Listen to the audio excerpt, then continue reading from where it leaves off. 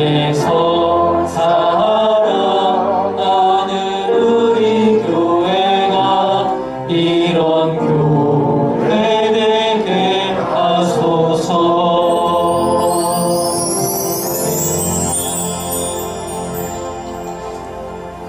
하늘 아버지 앞에 감사의 마음으로 조용한 기도 드림으로 2월 27일 주일 공동 예배 함께 드리시겠습니다. 주신 하나님께 진심으로 감사를 드립니다. 36년간 일제 침략으로 자유와 인권을 잃고 고통의 삶을 살았던 지난날의 아픔을 잊지 않게 하시고 나라의 독립을 위해 총칼의 위험 앞에 한가하며 목숨을 바친 선진들의 희생과 피 흘리며 믿음을 지켜낸 순교자들의 귀한 믿음과 정신을 저희도 본받게 하여 주시옵소서. 온 땅의 언어가 하나요 말이 하나였더라.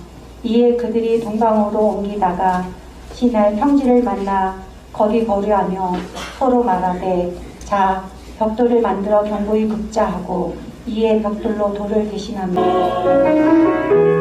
하나님 이름 부르는 그곳 그곳에 주 계시니 그곳이 바로 바벨탑의 성서적 의미는 무엇이냐? 한번 풀어보면요, 바벨탑을 건설한 사람들은 노아의 후손들이에요. 노아의 후손들이 갖고 있는 불안함, 그 트라우마가 있을 텐데 여러분 그게 무엇이겠어요? 홍수죠.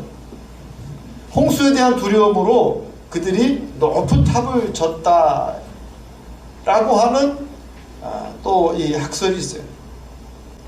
그래서 이 노아의 후손들이 홍수에 대한 트라우마로 바벨탑을 만들었다라고 하는 것인데, 여기에 또 하나 문제가 있어요. 하나님께서 무지개까지 보여주시면서 다시는 너희들을 홍수로 심판하지 않겠다라고 말씀하셨는데, 사람들은 뭡니까? 하나님의 그 언약 말씀을 믿지 않았다라는 거예요. 그리고 스스로 살아보려고 바벨탑을 건축을 합니다.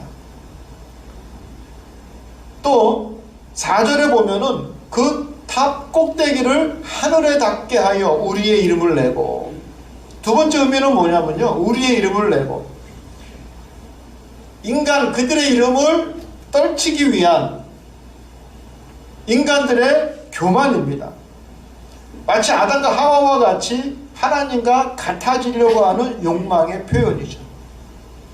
또 바벨탑이 상징하는 세 번째는 무엇이냐면은 인간의 기술과 과학의 도전입니다. 여러분 그 당시 90m, 100m가 넘는 건축물을 세운다라는 것은 당대 최고의 기술이 접목되었다라는 것입니다. 사람들은 기술을 통해서 하나님의 자리를 넘볼 수 있다. 하나님께서 홍수를 치신다 할지라도 우리는 살 수 있다라고 하는 자력구원, 그 자만심을 갖기 시작합니다. 그들에 대한 하나님의 징벌이 있죠. 우리 8절에 있는 말씀입니다. 이 무리가 한 족속의 언어도 하나이므로 그들의 언어를 혼잡하게 하여 그들로 서로 알아듣지 못하게 하자.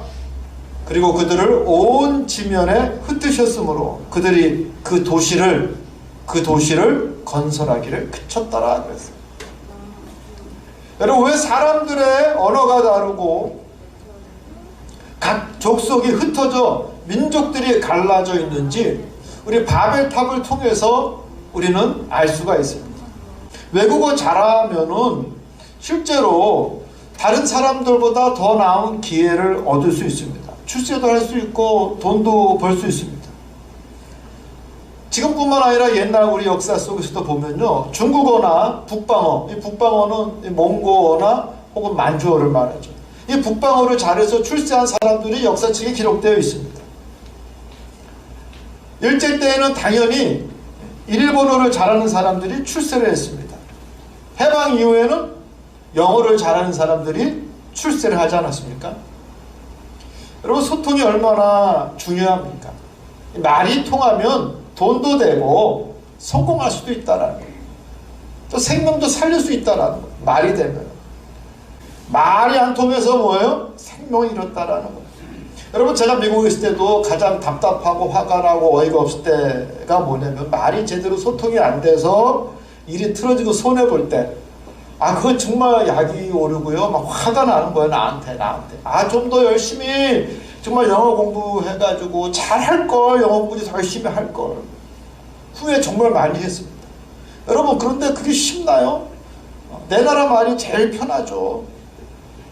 자, 여러분, 언어가 그 사람의 정체성입니다. 집단적으로는 민족을 나타냅니다. 민족. 그런데 일본은 한국의 말 언어를 말살시키려 했습니다. 창씨개명이라고 해서 한국 사람들 이름도 바꾸고 학교와 공공기관에서는 일본말만 사용하라고 했습니다. 그래서 그때 교육을 받으신 분들 일본말에 아주 익숙하시죠. 일본의 지배를 당한 36년의 세월과 그들에게 당한 착취와 억압을 생각하면 지금도 우리 한국 사람들은 분노합니다. 아직 끝나지 않는 여전히 마음 가운데 앙금은 분명히 남아 있습니다. 근데 가끔 그 일본에 정치하는 사람들이 여전히 우리나라를 무시하는 이야기를 할 때에 분통이 터지죠. 그럴수록 우리는 더욱 힘을 키우고 정직하고 성실해야 됩니다. 이 나라를 말 그대로 일본 못지않게, 아니 일본을 넘어설 수 있는 부강한 나라로 만들어야 합니다. 얼마 전에 제가 재미있는 이야기를 들었습니다. 재미보다는 의미심장한 이야기였습니다. 36년 동안 독립투쟁하다가 순국한 이들이 누구죠? 여러분 잘 아시는 안중근 의사, 이봉찬 의사, 윤봉길 의사, 그 유관순 노나 등 수많은 의사와 열사들이 순국하셨습니다. 적극적으로, 소극적이 아니라 적극적으로 투쟁을 하신 분들이에요.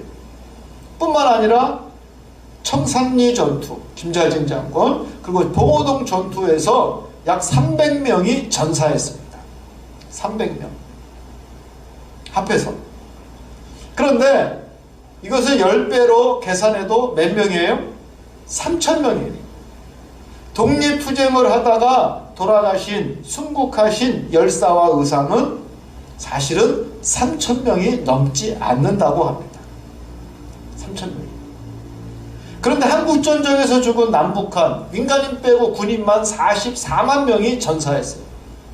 동족끼리 전쟁하는데 44만 명이, 민간인들은 더 많죠. 군인들만 44만 명이 전사했습니다.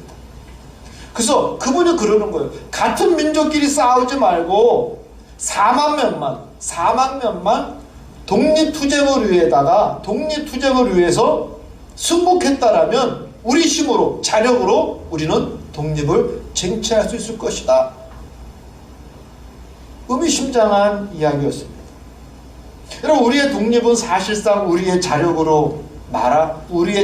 했다라고 말할 수 없습니다.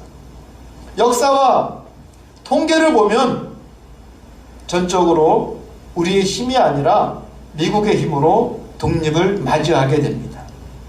6.25 전쟁도 누구의 힘으로 북한에게 먹히지 않고 대한민국이 버텨내고 오늘날 이 나라가 번영을 누리고 있습니까? 저는 3.1절을 맞이하면서 우리는 하나님께서 미국을 통하여 이 나라를 간수해 주셨음을 다시 한번 기억하고 하나님 앞에 감사해야 합니다. 저는 이렇게 생각합니다. 솔직히 해방 이후 그리고 6.25 전쟁이 끝날 때까지 한국은 스스로 할 수 있는 옵션이 별로 없었습니다. 그저 가난하고 힘도 없고 돈도 없고 능력도 없고 기술도 없던 그 시대에 우리가 의지할 수 있었던 것은 오직 하나님의 은혜였습니다. 정직하고 솔직하게 우리는 판단할 수 있어야 됩니다. 이제 우리는 자부심도 느끼고 누구에게도 자랑하고 싶은 나라가 되었습니다. 그런데 여기에 함정이 있습니다. 이제 먹고 살만하니 엉뚱한 곳에 눈을 돌리기 시작합니다. 이 나라를 이끌어 주시고 보호하시고 살 만큼 은혜를 베풀어 주신 하나님은 없고 그저 우리가 잘나서, 내가 잘나서 잘 살고 번영했다고 자화자찬합니다. 사람들이 교만해졌습니다. 하나님을 밀어내고 그 지위와 권위에 욕심을 갖기 시작합니다. 마치 아담과 하와가 하나님과 같아지려고 하는 그 교만을 품은 것과 마찬가지입니다. 이 삐뚤어진 욕망을 거대 도시가 부채질합니다. 거대 도시는 하나님이 아닌 사람이 주인입니다. 아니, 사람도 아니고 돈과 제도가 주인입니다.